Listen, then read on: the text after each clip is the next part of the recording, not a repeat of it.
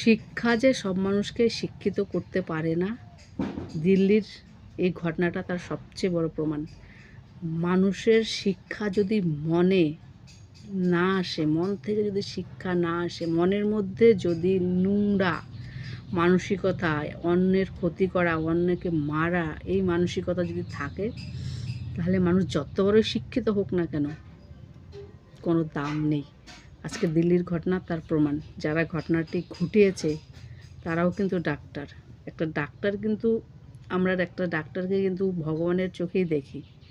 কিন্তু দেখো, জানি না কেন যখনই এরকম ধরনের কোনো ঘটনা ঘটে, এই ধর্মের লোকগুলোই কেন যে আসে, নাম যে তাদেরই কেন বেরোয়, একমাত্র ভগবানই জানে। শুনে খারাপ লাগছে দিল্লির ঘটনাটা শুনে। এদের জন্য এই কথাটা একদমই ভুল প্রমাণিত হলো যে পড়াশোনা মানুষকে শিক্ষিত করে। ওরাও তো শিক্ষিত ছিল, একটা ডাক্তার কিন্তু হ্যাঁ কাজটা করলো। আসলে সেটা না, মানুষের মনে যদি কি বলবো ঘৃণা, হিংসা এগুলো জন্ম নেয়, তাহলে শিক্ষাও কোনো কাজে আসে না।